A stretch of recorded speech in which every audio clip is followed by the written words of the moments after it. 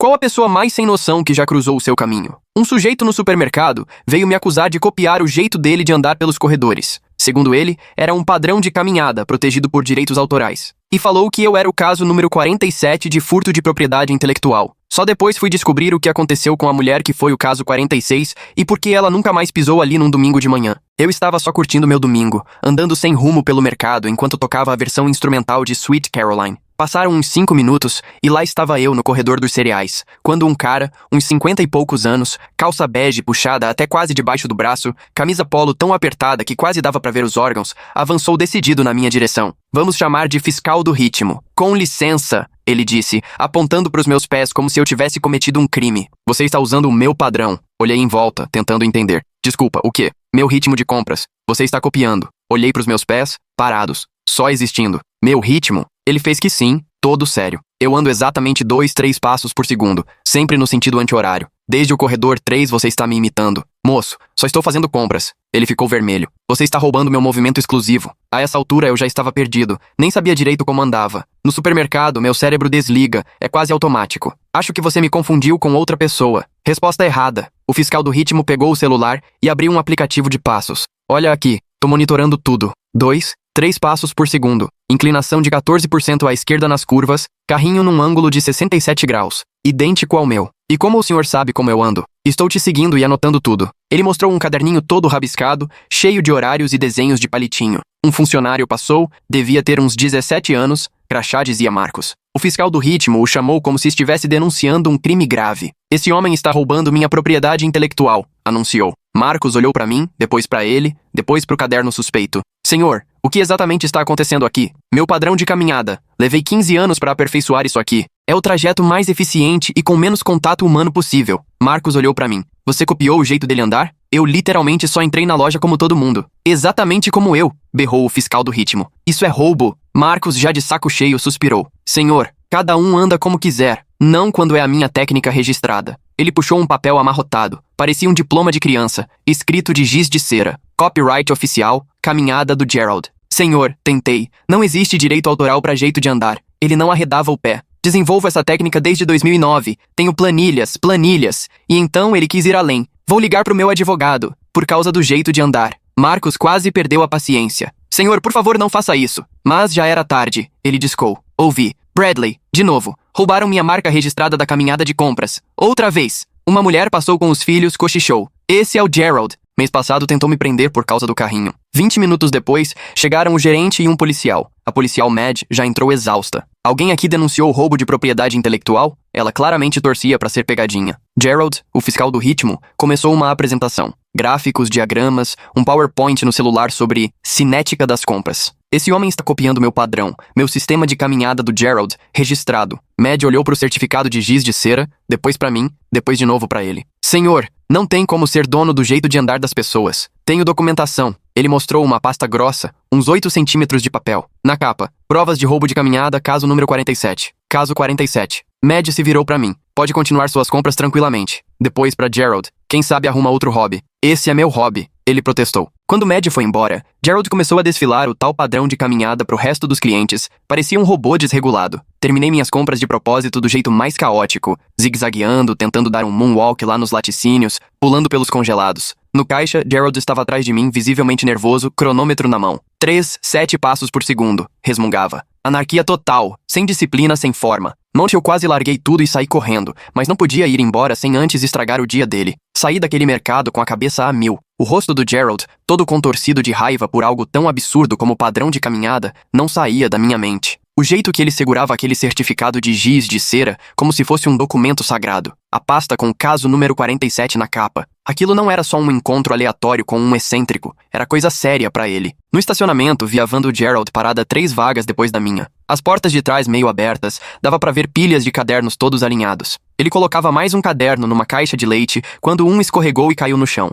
Na capa, escrito com a mesma letra organizada. Marta. Resolvido. Meu sangue gelou. Gerald pegou o caderno e enfiou de volta, mas antes consegui ver uma foto presa na contracapa. Uma mulher de uns 30 e poucos, em pé, no mesmo supermercado. Fingi procurar as chaves enquanto Gerald se aproximava do meu carro. Ele parou entre mim e a porta do motorista, braços cruzados. De perto dava pra ver as veias do pescoço dele saltando. Você acha que isso acabou? Ele sussurrou, com uma voz ainda mais ameaçadora. Você debochou do meu sistema lá dentro com aquele zigue-zague moonwalk. Transformou o trabalho da minha vida em piada. Tentei desviar, mas ele acompanhou. Gerald, preciso ir embora. Só depois que você assinar isso. E tirou um papel todo amassado do bolso. No topo da página, com o mesmo giz de cera usado no tal certificado, estava escrito: Notificação extrajudicial, violações da caminhada de compras. A mão dele tremia enquanto entregava o papel, mas era de raiva, não de medo. Nesse momento notei o cartaz de desaparecida colado num poste próximo. Martha Chen, vista pela última vez há 6 meses. No supermercado. A foto era idêntica à do caderno do Gerald.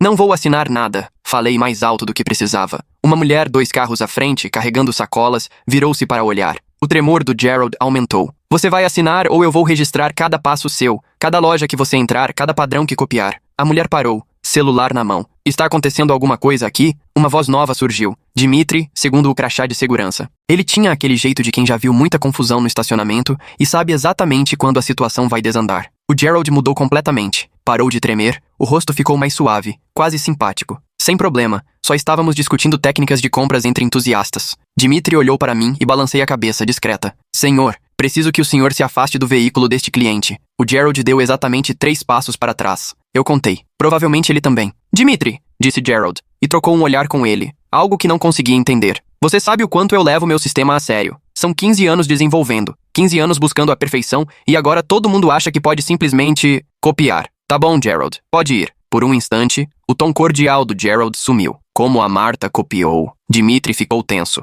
Ela se mudou. Respondeu rápido demais. Faz 6 meses, lembra? Você mesmo disse que ela foi embora de repente. Disse? O Gerald sorriu, mas os olhos continuaram frios. Às vezes esqueço dos detalhes. São tantos casos, tantos ladrões. Voltou para a van, pegou a última caixa e foi embora. Não sem antes lançar um olhar pelo retrovisor. Dmitri só falou depois que a van virou a esquina. Melhor você fazer compras em outro lugar por um tempo. O que aconteceu com a Martha Chen? O rosto dele fechou. Como eu disse, ela se mudou. De repente. Ele hesitou e sussurrou. Logo depois que o caderno do Gerald começou a detalhar mais. Fui para casa, atordoada. Assim que entrei, abri o notebook e pesquisei Martha Chen. O Facebook dela apareceu de imediato. Mulher sorrindo, igual ao pôster. A última postagem era de 6 meses atrás, só comentando que ia testar uma receita nova. Os comentários começaram normais, depois ficaram aflitos. Martha, está tudo bem? Alguém tem notícias? Por favor, me liga. No Instagram era igual. Várias postagens, depois silêncio total. A última foto mostrava ela numa feira segurando um maço de cenouras. A legenda, compras de domingo de manhã, mesmo horário, mesmo lugar, mesmo cara esquisito me olhando. Meu celular vibrou. Número desconhecido. Quase não atendi, mas alguma coisa me fez deslizar para aceitar. Você está em casa. Era o Gerald. Não parecia pergunta. Minha garganta secou. Como conseguiu meu número?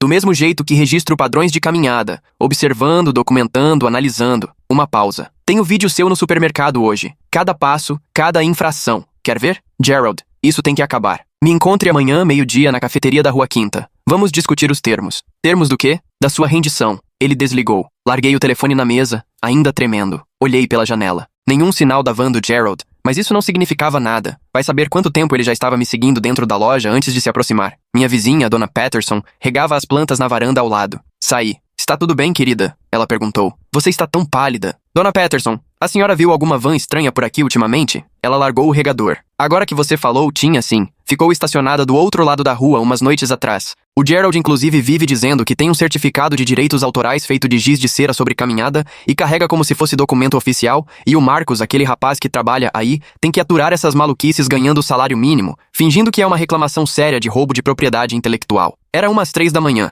Só percebi porque o Whiskers ficou agitado e acabei levantando. A van ficou 1 hora, depois sumiu. Lembra da cor? Era branca, dessas de carga. Por quê? Forcei um sorriso. Acho que não é nada. Obrigada. Mas não era mesmo. O Gerald já sabia onde eu morava. Estava vigiando, anotando tudo sobre meus hábitos. Aquela noite, mal fechei os olhos. Qualquer carro passando me deixava em alerta. Qualquer sombra podia ser ele, caderno na mão, anotando até meus horários de sono, ou qualquer outra mania que tivesse inventado. Na manhã seguinte, liguei para minha irmã Amy, enfermeira do hospital, que já sabia lidar com gente complicada. Você precisa ir à polícia, ela falou assim que expliquei tudo. E vou dizer o quê? Que um homem está bravo porque eu ando igual a ele? Ele está te perseguindo. Ligou para sua casa. Está de olho em você. A polícia acha que ele é inofensivo. A policial Mad praticamente riu da minha cara. Amy suspirou. Então documenta tudo, guarda as provas e seja o que for, não encontra com ele sozinha. Mas eu precisava entender o que aconteceu com a Martha Chen. A cafeteria da Rua Quinta era sempre cheia. Me senti mais segura lá. Peguei uma mesa perto da janela, de frente para a rua. O Gerald apareceu pontual, ao meio-dia, com uma pasta que parecia ter atravessado décadas.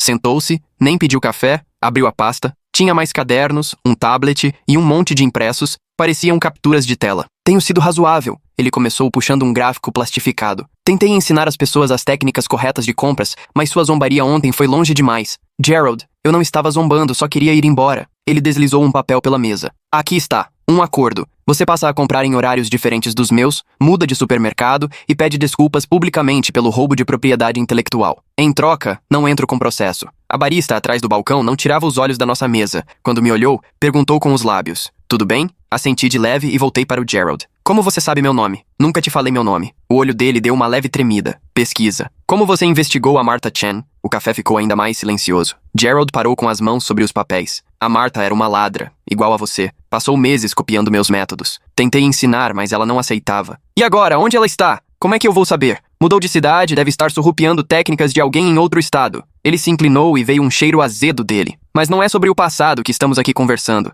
Estamos falando de você. Não vou assinar nada. O rosto dele ficou vermelho. Então vai ter que aguentar as consequências. Passei 17 anos desenvolvendo meu sistema. 17 anos buscando a perfeição. Você acha que é a primeira que tenta copiar? Você é o caso número 47. Os outros 46 aprenderam no fim das contas. E como a Martha aprendeu? Gerald se levantou de repente, espalhando papéis por toda a mesa. Alguns clientes olharam assustados. A Martha teve o que merecia. Ele sussurrou. Achou que podia fazer o que quisesse, que as regras não valiam para ela. Mas eu mostrei que não era bem assim. Resolvi aquilo de uma vez por todas. A barista já estava com o celular na mão, pronta para chamar ajuda. Gerald percebeu que falou demais, juntou os papéis às pressas e enfiou tudo na pasta. Você tem 24 horas para pensar melhor, disse ele. Depois disso, parto para a segunda fase. Foi embora, mas não sem antes tirar várias fotos minhas com o celular. A barista veio para perto de mim. Esse cara já foi barrado aqui 2 vezes. Sempre volta, sempre com gente diferente, sempre com esses papéis estranhos. Quer que eu chame a polícia? O que aconteceu com as outras pessoas que ele trouxe? Ela deu de ombros. Normalmente o pessoal só vai embora, assustado.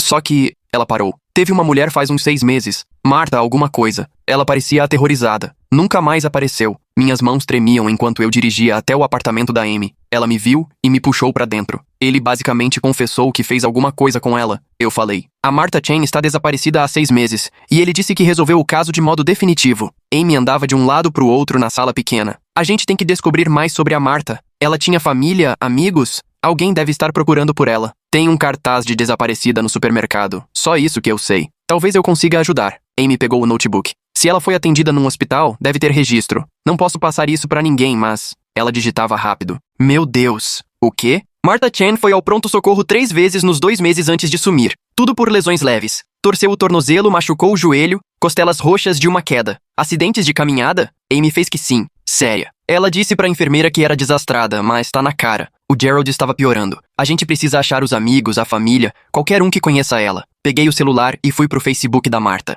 Quase todos os comentários preocupados eram de perfis meio genéricos, mas um me chamou a atenção. Sara Martinez. No perfil dizia que trabalhava numa livraria local e tinha várias fotos com a Martha. Eu conheço essa livraria, disse a Amy. É no centro. Acho que a gente devia ir falar com ela. E se o Gerald estiver de olho? A gente documenta tudo. Ele não vai conseguir ficar em cima da gente o tempo todo. Mas assim que saímos do AP da Amy, vi uma van branca parada do outro lado da rua. Ela entrou no trânsito 3 carros atrás do nosso. Gerald não estava só de olho, estava nos seguindo. Quando chegamos, a livraria estava calma. Sara Martinez estava no caixa e ficou pálida quando mostrei a foto da Martha no meu celular. Você conhece ela? Eu disse sem perguntar. Sara olhou para a loja vazia, depois confirmou com a cabeça. A gente era amiga, melhores amigas, até ela sumir. A gente precisa saber o que aconteceu. Tem um cara, Gerald, o cara da caminhada. A voz da Sara era fria. Ela me falou dele. Era fissurado nos hábitos dela de compras. Dizia que ela roubava a técnica dele. Ela levava a sério? No começo não. Achava engraçado. Um cara estranho, cheio de cadernos e gráficos.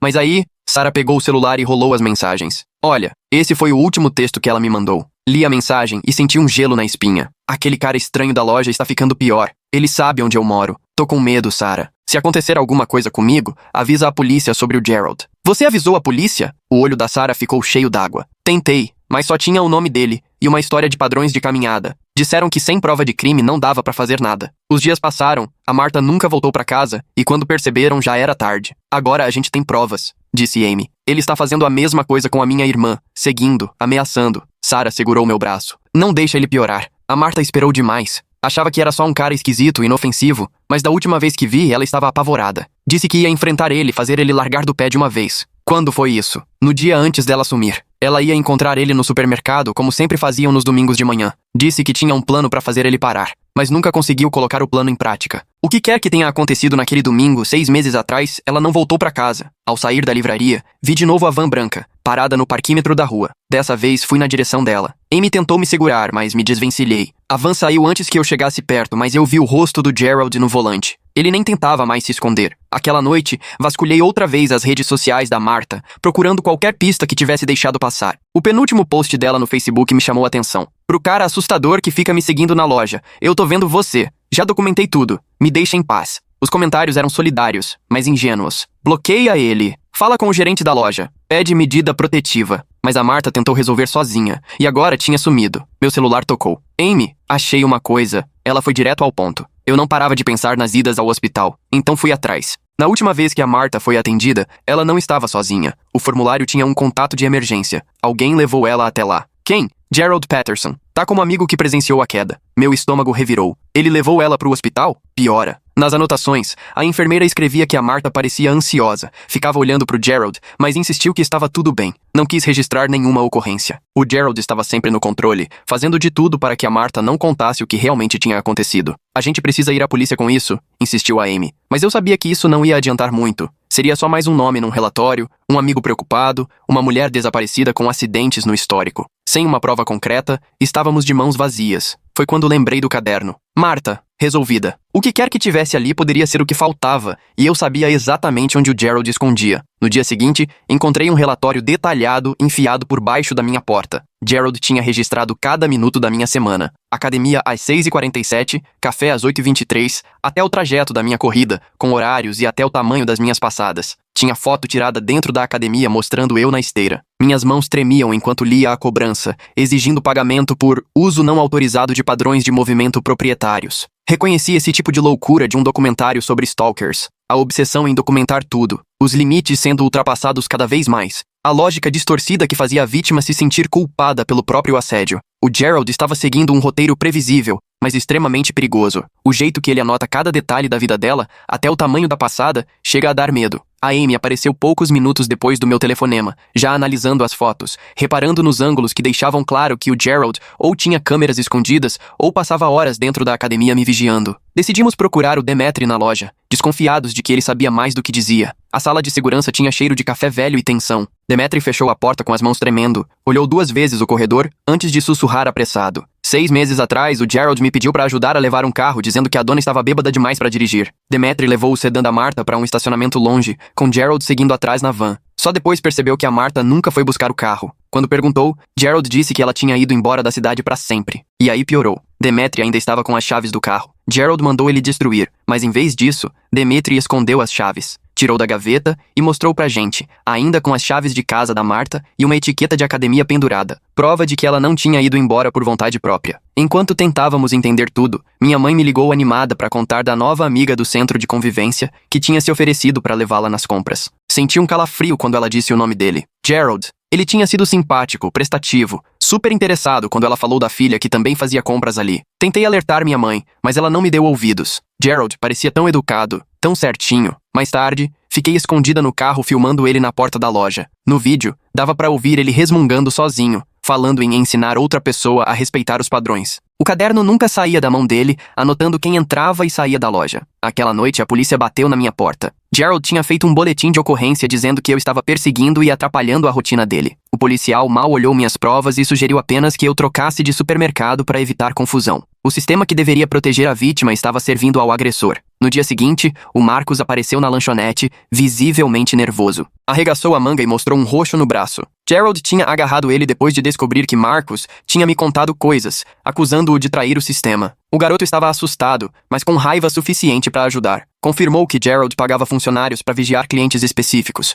principalmente mulheres que faziam compras sozinhas de manhã cedo no domingo. De madrugada, revirei o lixo do Gerald. Entre restos de café e comida, achei folhas rasgadas do caderno. Quase tudo destruído, mas numa folha parcialmente queimada dava para ler. Fase 3. Concluída. Conformidade de MC alcançada. As iniciais da Martha. Fase 3 de quê? Procurei registros públicos e descobri que o Gerald tinha se divorciado há 5 anos. Achei a ex-mulher dele, Laura, pelo consultório odontológico onde trabalha. Ela topou conversar, mas só em local movimentado e durante o dia. O alerta veio logo. Gerald tinha feito da vida dela um inferno com regras, padrões e uma necessidade doentia de controle. Ela conseguiu fugir, mas gastou anos e quase todas as economias. O conselho dela foi claro: me afastar enquanto dava tempo. Apesar de tudo, continuei minha rotina, documentando o Gerald enquanto ele me documentava. A Amy estranhou meu jeito calmo, mas eu tinha percebido algo importante. Gerald se alimentava do medo e da confusão que causava. Minha recusa em mudar deixava ele furioso de um jeito que nenhum confronto conseguiria. Descobri que a tal patente de caminhada dele ia expirar no mês seguinte, segundo a data do certificado fajuto que ele exibia.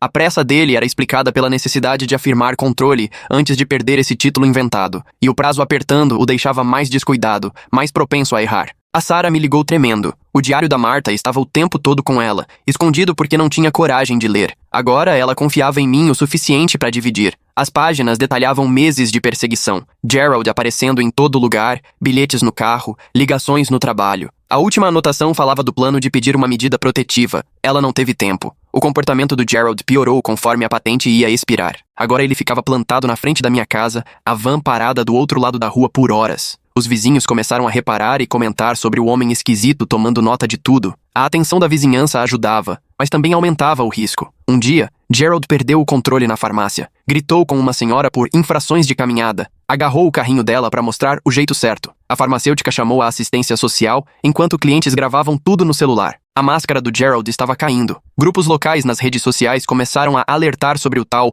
homem dos padrões de caminhada. Pais avisavam uns aos outros para evitar cruzar com ele. Funcionários da loja trocavam histórias sobre o assédio dele. A documentação que reunimos em grupo deixava claro como o perigo aumentava, enquanto as autoridades fingiam não ver. Minha mãe só percebeu o tamanho do risco quando o Gerald fez questão de levá-la até uma loja específica, justamente a que a Martha costumava frequentar. As perguntas dele sobre meus hábitos de compra, aquela obsessão em ensinar o jeito certo de fazer as coisas e a raiva quase escancarada quando ela comentou que eu já tinha alertado sobre ele, foram mais do que suficientes. Ela não pensou 2 vezes e cortou qualquer contato, se juntando à rede de pessoas que começou a se proteger. 5 das vítimas do Gerald acabaram se encontrando no centro comunitário para trocar experiências, e ali ficou evidente. Ele tinha feito acusações parecidas contra todos, sempre falando de roubo de propriedade intelectual. O padrão se repetia. Ele identificava clientes que andavam sozinhos, seguia suas rotinas, aumentava o assédio e pressionava até que a pessoa obedecesse ou sumisse. Só a Martha desapareceu de verdade. O Gerald ainda tentou se infiltrar no grupo de apoio com um perfil falso nas redes sociais, mas o jeito dele de escrever e a fixação nos padrões de caminhada entregaram tudo na hora.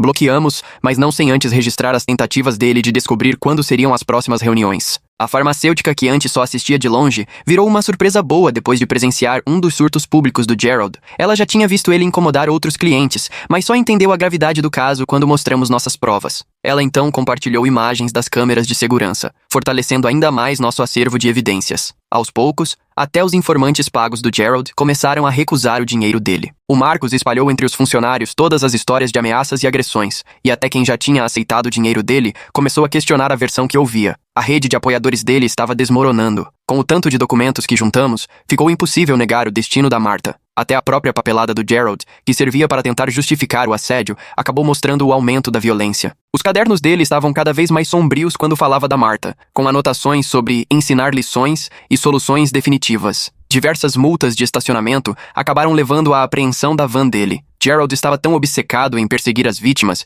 que nem se preocupava mais com parquímetro, entrada de garagem ou vaga de deficiente. Os vizinhos comemoraram o alívio temporário, mesmo sabendo que ele daria um jeito de continuar vigiando por outras formas. Ele ainda abordou minha mãe mais uma vez no centro de convivência dos idosos, tentando que ela testemunhasse contra os ladrões de padrões. Mas ela não se intimidou. Disse bem alto para ele ficar longe da nossa família. E ainda contou com o apoio de outros idosos que formaram um círculo ao redor dela. Gerald recuou, mas o olhar dele deixava claro que ainda não tinha desistido. Ele acabou perdendo o emprego no escritório de contabilidade quando os chefes descobriram o comportamento dele de perseguição, e os colegas contaram aliviados como ele tentava controlar até os caminhos que as pessoas faziam dentro do trabalho. A obsessão dele contaminou tudo à volta, até que ficou sem sustento. O grupo de apoio se comprometeu a cuidar uns dos outros, combinando horários para ninguém ir às compras sozinho, criando um sistema de comunicação para avisar quando Gerald aparecesse. A comunidade, antes amedrontada, foi se fortalecendo na união. Depois de várias denúncias, a imprensa local começou a cobrir o caso do perseguidor de padrões nas compras. O rosto do Gerald apareceu nos telejornais, com repórteres entrevistando vítimas que, agora em grupo, tinham coragem de falar. Ele queria reconhecimento pelo sistema dele. Virou exemplo de tudo o que não se deve fazer. Eu mesma apresentava os horários e os gráficos do Gerald para quem quisesse ver, mostrando como a coisa evoluía da documentação para o assédio e em seguida para a violência. Era impossível negar o padrão. Nem os mais céticos conseguiam ignorar o comportamento predatório. O avanço veio quando a ex-mulher dele contou sobre um box de armazenamento que ele mantinha desde o divórcio. Ela se lembrou de vê-lo passar horas lá, voltando cheio de cadernos. Se ele guardava registros de todas as vítimas, era ali que as provas deviam estar. O lugar ficava na saída da cidade, fileiras de portas laranjas sumindo na escuridão. A Laura me passou o número do box e o antigo código de acesso, avisando que talvez ele tivesse mudado. Mas quando digitei, o portão abriu com um barulho metálico. Box 47. Claro que seria o 47. O cadeado estava frouxo, sinal de que o Gerald tinha estado ali recentemente. Lá dentro, as luzes fluorescentes oscilaram até acender de vez, revelando paredes cobertas de prateleiras metálicas e centenas de cadernos, cada um com nome e status. Resolvido, em andamento, alguns poucos, abandonado ou mudou-se. Achei rapidinho a seção da Marta. 3 cadernos detalhando 6 meses de monitoramento. As últimas páginas me deram um nó no estômago. Planos minuciosos para a tal fase 4, resolução permanente, mapas do estacionamento do mercado, cronogramas das reformas, anotações sobre quais áreas seriam recapeadas e quando. O box do Gerald parecia uma biblioteca do horror, com cadernos catalogados como pessoas que persegui em vez de gêneros literários. Fase 4 e resolução permanente não tinham nada a ver com atendimento ao cliente. A última nota, datada no dia do sumiço dela, dizia apenas: implementação bem-sucedida, caso encerrado. Meu celular vibrou. Era a Amy avisando que o Gerald tinha sido visto seguindo para o depósito. Peguei os cadernos da Marta e vários outros marcados como resolvido, enfiei tudo na mochila. Pela janelinha vi os faróis entrando no estacionamento. Saí pelos fundos que davam para um beco atrás do prédio e corri até meu carro, estacionado 2 quarteirões longe, do jeito que a Amy sugeriu. A van do Gerald passou por mim na direção oposta, o rosto dele iluminado pela luz do poste, expressão ameaçadora. O apartamento da Sarah virou nosso quartel-general improvisado. Ela espalhou os cadernos da Marta na mesa de centro, enquanto a Amy fotografava tudo. As provas eram incontestáveis. O Gerald não só perseguiu a Marta, como destruiu a vida dela aos poucos. As fotos mostravam ela cada vez mais abatida. As anotações detalhavam como ele a seguia até o trabalho, na casa de amigos, até em consultas. Mas foi o caderno da própria Marta, encontrado no box, que trouxe uma virada. Ela também vinha documentando o assédio do Gerald, montando seu próprio dossiê. Na última entrada, escreveu que ia encontrá-lo no mercado para exigir que ele parasse. A ideia era gravar a conversa com minha equipe de apoio esperando no estacionamento, mas tudo saiu do controle. No dia seguinte, Gerald apareceu na casa da minha mãe enquanto eu ainda estava lá. Ele bateu com força na porta, exigindo que suas coisas fossem devolvidas. Minha mãe não pensou 2 vezes e chamou a polícia enquanto eu, pelo olho mágico, via Gerald andando de um lado para o outro na varanda, murmurando sobre ladrões e injustiças. Assim que as sirenes começaram a soar ao longe, ele fugiu. Desta vez, a polícia ficou com todas as provas. Os cadernos da Marta, junto com documentos que o próprio Gerald fez sobre os planos dele, criaram um rastro impossível de negar. A detetive responsável, Catherine, que já tinha muita experiência em casos de pessoas desaparecidas, percebeu rapidamente o padrão de escalada. Naquela mesma noite, meu sistema de segurança disparou um alerta de movimento no quintal. Gerald estava no portão dos fundos, com um alicate na mão, mas não veio sozinho. Dmitri estava com ele, e os dois discutiam. Pelo áudio da câmera, deu para ouvir Dmitri pedindo para Gerald parar, dizendo que não aguentava mais aquilo. Gerald empurrou Dmitri e arrebentou o cadeado sem pensar 2 vezes. Eu já tinha chamado a polícia, mas sabia que era tarde demais. Amy e eu corremos para o banheiro e trancamos a porta, ouvindo Gerald revirando tudo em busca dos cadernos. O barulho de vidro quebrando e móveis sendo jogados pelo chão tomava conta da casa. Quando a polícia finalmente entrou, encontrou Gerald na sala, cercado por almofadas rasgadas e papéis por todo lado. Ele ainda conseguiu pegar alguns cadernos, provavelmente para tentar me incriminar de algum roubo. No fim das contas, só aumentou as evidências da obsessão dele. Nem a prisão serviu de freio. De dentro da cadeia, Gerald mandou cartas para todo mundo do grupo de apoio, exigindo a devolução da sua propriedade intelectual. Chegou a denunciar a situação para a gerência do mercado, para a prefeitura e até para a procuradoria do estado. Cada documento confuso só deixava mais claro seu desequilíbrio. Catherine, a detetive, acabou descobrindo algo fundamental nos arquivos antigos das câmeras de segurança do mercado. As câmeras do estacionamento haviam sido trocadas durante uma reforma, mas as imagens antigas ainda estavam guardadas. Nelas aparecia a última manhã de Marta no mercado. Dava para ver o momento em que ela chega. Gerald vai ao encontro dela e os dois seguem juntos até uma área em obras. Só Gerald voltou para a van. O registro da construtora mostrava que naquele mesmo dia, o estacionamento recebeu uma camada nova de concreto. Gerald foi visto por lá, ajudando a organizar o trânsito durante a obra, algo que os funcionários acharam estranho, mas não deram muita importância na época. Nosso grupo de apoio se reuniu com a família da Martha para contar tudo o que descobrimos. Os pais dela nunca acreditaram que ela tinha simplesmente ido embora. Agora, tinham respostas, embora dolorosas. Sarah abraçou a mãe da Martha enquanto ela desabava, e o pai dela examinava os cadernos com uma expressão dura. Laura, ex-esposa do Gerald, trouxe mais provas. Contou que, durante o casamento, ele a obrigava a registrar todos os detalhes do dia e punia qualquer deslize nas regras que ele inventava. Ela guardou alguns cadernos antigos dele, mostrando que aquela obsessão já vinha de muito tempo antes do divórcio. A mania das caminhadas era só o mais recente dos delírios. A comunidade se mobilizou de formas inesperadas. Funcionários das lojas que receberam dinheiro de Gerald organizaram uma vaquinha para ajudar a família da Martha. O Centro de Convivência de Idosos o baniu de vez, depois que vários membros relataram tentativas dele de cooptá-los. Até a barista da cafeteria se apresentou para contar as inúmeras vezes em que viu Gerald intimidando clientes. Numa audiência preliminar, Gerald insistiu em se defender sozinho. Levou pilhas de gráficos e diagramas para tentar convencer o juiz de seu sistema. Ficou claro para todos o quanto ele estava fora da realidade, especialmente quando afirmava que Martha tinha violado suas patentes e precisava ser punida. O juiz ordenou uma avaliação psiquiátrica. Foi só então que Dmitri contou tudo o que sabia. Na noite do desaparecimento da Martha, Gerald ligou para ele desesperado, dizendo que tinha ocorrido um acidente e que Martha tinha caído durante uma discussão. Quando Dmitri chegou, Gerald já tinha se livrado do corpo. Tomado pelo medo de ser envolvido, Dmitri ajudou a limpar a cena e carregou essa culpa por 6 meses. A escavação no estacionamento começou numa terça-feira nublada. Ficamos ao lado da família da Martha enquanto os investigadores removiam, pedaço por pedaço, o concreto. Gerald, preso, foi obrigado a assistir a tudo por videoconferência, e sua postura acabou desmoronando quando encontraram Martha. No bolso dela estava um pequeno gravador. Apesar de danificado, os técnicos conseguiram recuperar parte do áudio.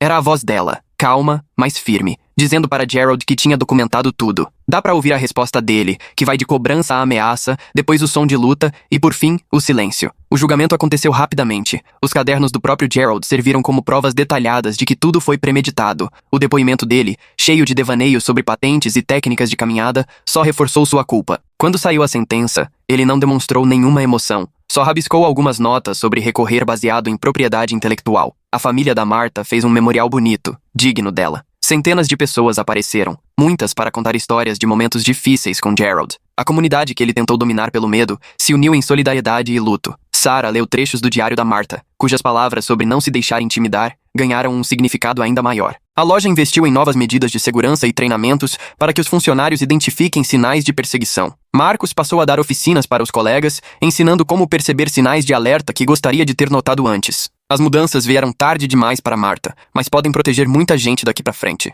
Minha mãe virou referência no centro de idosos, ensinando os colegas a identificar comportamentos predatórios disfarçados de gentileza, contando sua experiência com Gerald e como o interesse dele era só uma desculpa para se aproximar de mim. Suas palestras lotaram, com idosos interessados em proteger a si mesmos e suas famílias. A condenação de Gerald não trouxe alívio, só encerrou um ciclo, prisão perpétua sem chance de sair, além de anos extras por perseguição e assédio. Mesmo assim, ele usou a declaração final para discursar sobre padrões de caminhada, mostrando que não entendia a gravidade do que fez. O pai da Martha preferiu sair da sala do que ouvir. O depósito revelou ainda mais vítimas. 17 pessoas perseguidas e assediadas ao longo de 8 anos. A maioria se mudou ou mudou de rotina. Todas tinham histórias de intimidação crescente. Catherine se dedicou a entrar em contato com cada uma das pessoas, reunindo depoimentos para novas denúncias. Nosso grupo de apoio acabou se transformando em um programa de vigilância comunitária, e juntos fizemos parcerias com as autoridades locais para criar recursos de suporte às vítimas de perseguição. A obsessão pelo jeito de andar era algo peculiar do Gerald, mas o padrão de escalada do comportamento dele infelizmente era bem comum. Com isso, conseguimos ajudar outras pessoas a reconhecerem sinais de perigo. Eu e a Amy ficamos ainda mais próximas durante todo esse processo. Ela esteve ao meu lado nos momentos mais tensos, usando seu conhecimento de medicina para registrar meus machucados e sua presença tranquila para me manter firme. Começamos a fazer aulas de defesa pessoal juntos, tentando transformar aquela experiência difícil em algo positivo. A loja onde tudo começou também mudou. Os funcionários se cuidavam e cuidavam dos clientes. E aquele movimento de domingo de manhã, que antes era o território onde o Gerald caçava vítimas, virou um espaço de gente preocupada umas com as outras. O medo que ele deixou acabou dando lugar a uma rede de apoio. Voltei à minha rotina de compras, mas nada parecia como antes. Cada passo tinha um significado diferente, sabendo que a Marta também tinha passado por aqueles corredores, lutando pelo direito de estar ali sem ser importunada. A coragem dela em registrar tudo sobre o comportamento do Gerald foi o que acabou denunciando ele, mesmo depois da morte dela. 6 meses depois da condenação do Gerald, me peguei no corredor dos cereais, exatamente onde tudo começou. Não tinha mais ninguém prestando atenção em como eu andava, ou anotando meus movimentos. Eu podia fazer compras em paz, algo que a Marta morreu defendendo. Essa liberdade parecia tão simples e, ao mesmo tempo, inestimável. O programa de vigilância comunitária se espalhou para 3 cidades da região. Treinamos voluntários para identificar sinais de perseguição, oferecemos apoio às vítimas e trabalhamos junto com a polícia para que as denúncias fossem levadas a sério. O nome da Marta virou símbolo de como é importante acreditar nas vítimas antes que seja tarde. Guardei um dos cadernos do Gerald como lembrança, não do sistema distorcido dele, mas como alerta de que uma mania aparentemente inofensiva pode esconder uma obsessão perigosa. O registro detalhado que ele achava que provava o controle dele, na verdade, revelou a doença que ele carregava. Foi a própria letra do Gerald que escreveu as provas que acabaram com ele. Agora, nas manhãs de domingo, faço minhas compras de propósito. Cada passo é meu, cada escolha de caminho sou eu quem faz. Gerald está na cadeia, ainda achando que o mundo roubou sua invenção, mas a memória da Marta vive em cada pessoa que hoje pode andar tranquila pela loja, sem deixar o medo guiar seus movimentos.